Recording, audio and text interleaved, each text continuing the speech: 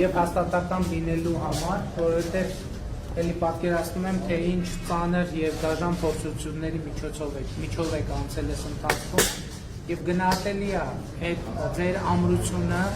եւ ձեր հաստատակամությունը եւ դա շատ թանկ արժի։ Իրականում գիտեք, որ մենք իրար հետ այս ճանապարհը եւ այս փորձությունը անցնում ենք, սա մեզ շատ մոտեցնում է, մեզ դարձնում է իսկապես քաղաքական թիմ, քաղաքական համախոհ գաղափարների, փորձությունների վրա հիմնված եւ իրական համախոհները երևում են ծանր պահին, դժվար պահին եւ այն համախոհությունը, որ մենք այսօր ունենք եւ այսօր մեր շտաբի նեղ ակտիվի հետ ենք հանդիպում, դա շատ կարեւոր է եւ ես ուզում եմ ասել, որ շատ բարձր են գնահատում այդ ամեն ինչը, շատ բարձր են գնահատում։ Ինձ համար անձնապես շատ կարևոր նշանակություն ունի եւ ձեզնից յուրաքանչյուրի դիրքորոշումը եւ պահվածքը այն ամենակարևոր արժեքներից է, որ ուժ է տալիս, որովհետեւ ի վերջո եկեք խոստովանենք, ժողովուրդ,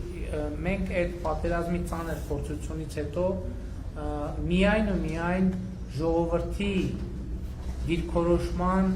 շնորհիվ որ մինչև այսօր Հայաստանի կառավարության դերում ենք եւ ես համոզված եմ, որ նաեւ առաջիկա ընտրություններում մեր ժողովուրդը իր հստակ դիրքորոշումը ասելու է, որովհետեւ մեր ժողովուրդը իր դիրքորոշումները կառուցում է ճշմարտության եւ արդարության վրա։ Չի կարող ժողովուրդը, որը ինքը երկար տարիներ պայքարել է արդարության համար, երկար տարիներ պայքարել է ճշմարտության համար, չի կարող անարդար գտնվել այս ընտրություններում եւ մենք անընդհատ քննարկում ենք այդ օրինակ այդ կարող է իրոք այդ աթոռից կարճած լինելու այդ բանաձևն է, որը մենք պետք է այլևս այդպիսի հավակնություն չունենանք։ Այս հարցում են մարդիկ որոշում կայացրել, որովհետեւ մենք ինչքան ստացել ենք մեղադրանք դավաճան լինելու կրկնակի երրակի քառակի անգամ ստացել ենք հորդոր, որ եթե հանկարծ դուք այս պայքարի դիրքը թողեք, այդ ժամանակ կլինեք իրական դավաճան։ Եվ մենք այսօր այս ընտրություններին մասնակցում ենք ժողովրդին այդ ընտրության հնարավորությունից եւ այդ հաղթանակի հնարավորությունից չզրկելու համար, որովհետեւ մենք եկել ենք եւ փորձել ենք հուսահատ փորձեր ենք արել, որ այն փլուզումը, որը պիտի կամ այն երկրաշարժը, որը պիտի անխուսափելիորեն տեղի ունենար, իսկ ինչու պիտի տեղի ունենար անխուսափելիորեն այդ երկրաշարժը, ես էլ կարևոր հարց, ինչու, որովհետև բացառված է, որ Հայաստանը եւ Ադրբեջանը գային ընդհանուր հայտարարի Ղարաբաղի հարցի կարգավորման, ուղղակի բացառված է, եւ բանակցությունների 30 տարիներ դա ցույց է տվել, դա բացառված է, դա նշանակում է երկրաշարժը պետք է լինի։ Հարցն այդ երկրաշարժի արդյունքում այդ կառույցը մենք փլուզում պիտի ունենայինք, թե պիտի չունենայինք։ Եվ մենք 2018 թվականին, երբ որ մենք եկել ենք, մենք գիտակցել ենք, որ երկրաշարժը անխուսափելի է եւ հուսահատ ձևով փորձել ենք ամրացնել այն շենքը, որի կառուցման ընթացքում ձեզ հայտնի օրենքների եւ տրամաբանության շրջանակում կառուցելիս ցեմենտը տարել են, արմատուրան տարել են եւ այլն եւ այդպես շարունակ։ Այդ շենքը չի դիմացել, բայց եթե որևէ մեկ կասի մենք որևէ բան խնայել ենք այդ շենքը պատշաճ ձևով ամրացնելու համար, դա ուղղակի իրականության հետ որևէ կապ չունի։ Մենք տարի ու կեսում 500 միլիարդ դրամով մենք պետական բյուջեի եկամուտ ենք ավելացրել։ Դուք պատկերացնում եք 500 միլիարդի մասին է խոսքը։ Տարի ու կեսում, ընդամենը տարի ու կեսում։ Եվ երբ որ հեղափոխության ժամանակ ես դաշտերում հարցազրույց էի տալիս, ասում էի, որ կարելի է 2 տարում բյուջեի եկամուտները 40%-ով ավելացնել։ Եվ բյուջեի եկամուտները մենք 45%-ով ավելացրեցինք 2019 թվականի արդյունքներում։ Մենք բանակի ծախսերը 25%-ով բանակի բյուջեն ավելացրեցինք միայն 2019 թվականին։ Մենք ահռելի քանակությամբ զենք զինամթերք ձեռք բերեցինք։ Եվ զենք զինամթերք, ընդ որում տեսեք մի հատ նրբություն կա։ Այստեղ այս նրբության վրա եմ ուզում ձեր ուշադրությունը հրավիրել։ Զենք ինչ գնել, մենք չենք որոշ։ Դե մենք զինվորական չենք, մենք չենք դրա մասնագետը, մենք ասել ենք, մենք ֆինանսավորում ենք, այսքան ֆինանսավորում ենք տալիս։ Ինչի վրա ծախսվի, խրամուղիներ, բան, ապաստար, ինչի վրա ծախսվի, մենք ոչ մի բան չենք խնայ, ոչ մի բան։ Եվ չկա այդպիսի տարբերակ, որ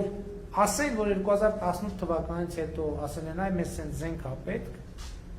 մենք ասենք փող չկա, այդ զենքը թող չլինի։ Մեզ ընդհակառակ ասում են, մենք սու 30 էսն ենք աղել։ Հիմա մեզ ասում են, դա պետք է, դա պետք չէ, դա է պետք է, և պետք է, որովհետև մենք հոմենակ 2018 և 20 թվի տրամաբանության չենք նայել։ Ես ազգային ժողովի ամբիոնից 2015 թվականին կառավարությանը քննադատել եմ, ասել եմ այսօր չեք էլ ամաչում, ասում եք Հայաստանը կործանից ավիացիա չունի։ Բայց այդ բանի գործի անունը ի՞նչ է, որ Հայաստանը 25 տարի անկախությունից հետո կործանիչ ավիացիա չունի։ Ես վարչապետ եմ դարձել եւ այո, առաջին գործերից մեկը բազմաֆունկցիոնալ ավիացիայի ձևավորումն է, որի մեջ նաեւ կործանիչն է մտնում։ Եվ այս ամեն ինչը մենք արել ենք։ Եվ սա անուրանալի է, որը մեկը չի կարող դա ուրանալ։ Մենք զինվորի հարց ենք լուծել։ Մենք զինվորի ծնողի բժշկական օգնության հարց ենք լուծել, որովհետև մարտունակությունը մենակ բանը չի, միայն զենքը չի։ Մարտունակությանն է, որ զինվորը մտածում է, բայց տենաս այսօր բանը հայրս կամ մայրս տնից տեղից հեռու ինֆարկտ ստացավ, ով իր փողը տալու։ Մենք ասել ենք զինվոր, մենք պետությունը քո ծնողի բուժման փողը կտա, դու քո ծառայությամբ զբաղվի։ Մենք սննդի հարց ենք լուծել։ Մարդիկ իրանք չեղած տեղից բան էին անում, գուլպայից սկսած, բանից, հացից, պանիրից սկսած, մրգից, զինվորները ծառայում էին 2 տարի միրգ չէին ուտում, բանջարեղեն չէին ուտում։ Ես այն օրը այն տխրահարճակ միջադեպի օրը մտել եմ Մեղրի Զորամաս, ասցի ընդորում պլանավորված չէր, բայց ես ասացի մի հատ Զորամաս մտնենք։ Մտանք Մեղրի Զորամաս, ասել մտնենք խոհանոց։ Այդ խոհանոցում մեծ, դա ամսի քանիսն էր, ապրիլի 18 կամ 20։ Խոհանոցում մի հատ մեծ կաթսա էր դրած և պամիդոր վարունգ էր կտրտած, այդ կաթսաների լիքն էին կտրտած, ես լացի, այդ պահին բան էլ չարեցի, չնկարեցի էլ ուղղակի։ Բանակի զինվորը բանակ երել, վարունգ ակերել, այդ սեզոնին, հա։ Դա կարող է տարին, ասենք ենթադրենք ամառվա ամսվա, մի անգամ այդ բանք։ Հետևաբար ես ուզում եմ ասել հետևյալն է, որ մենք պետք չի թաքցնել նաև այն, որ այո, մենք շատ հաճախ մեղադրանքների ներքո և իրավիճակի ներքո և պարտության ծանրության, այո, մենք նաև խեղճացել ենք, պետք չի թաքցնել, որովհետև մարդ ենք մենք, որովհետև դավաճան չենք մենք, որովհետև դավաճանը մենք չենք խեղճան, հակառակը, հանցագործը, որ հանցագործություն անում ավարտում է, հələ մի հատ է գոհ մնում իրանից, չէ՞ որ հանցագործությունը ի կատարածեց։ Որովհետև մարդ ենք մենք։ Ասում եմ, այսօր ասում են, այս իշխանությունը չունի բարոյական ռեսուրս ընտրությունը կեղծելու, իբր վատ բան են ասում, էլի։ Բայց եկեք թարգման ենք, այդ ինչ է նշանակում, ասում են, այս իշխանությունը մեր նման անբարոյական չի, որ մարդկանց ձայնը կեղծի։ Մի հատ էլ դա որպես սենց բան են ներկայացնում։ Այո, մենք այդ բարոյականության տերը չենք։ Մենք այդ բարոյականության տերը չենք, որ ցավին, տառապանքին, պարտությանը, անհաջողությանը անհաղորդ մնանք։ Բայց եթե Աստված չաներ, մեր ժամանակ հոկտեմբերի 27-ը լներ, մենք էլի կխեղճանայինք։ Դուք չէիք խեղճացել, ընդհակառակը բերաններ, միջևատանները կշտած կանգնած բան էիք անում։ Պատտվում էիք։ Հա, չէիք խեղճացել, իհարկե չէիք խեղճացել։ Խի պետք է խեղճանայիք, որ։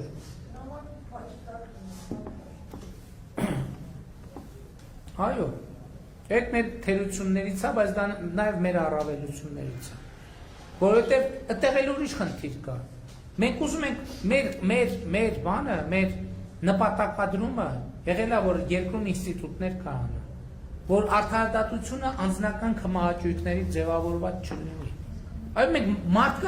մենք ազատություն ենք տվել, ժողովուրդ։ Մենք մարդկանց ենք ազատություն տվել, մենք դատավորներին էլ ենք տվել ազատություն։ Դատավորներին էլ ենք տվել ազատություն։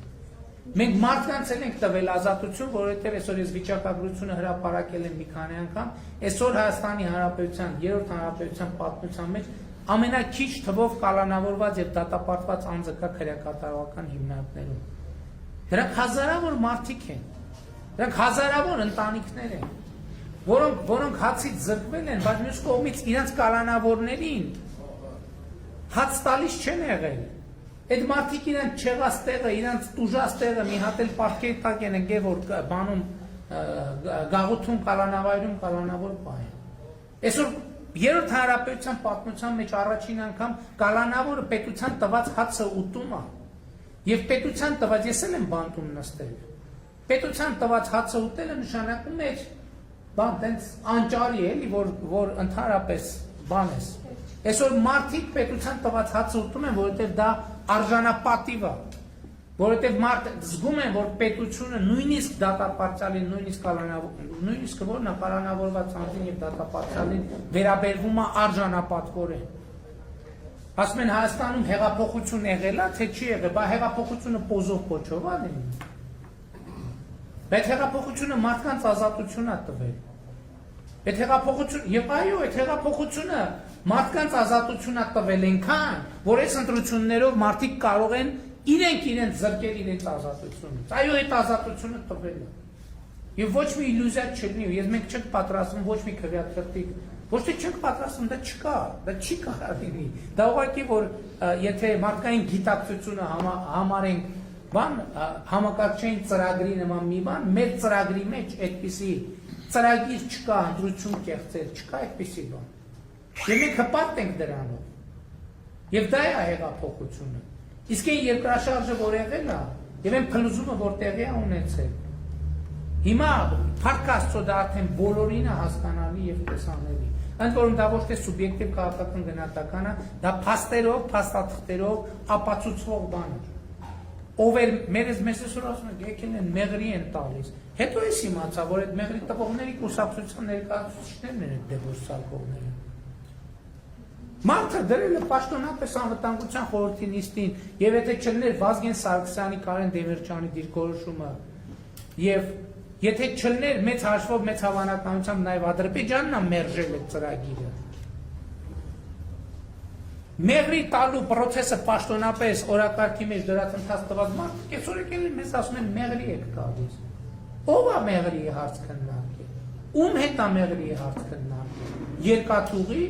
այո, իհարկե։ Իսկ մենք չենք ուզում երկաթուղի ունենալ։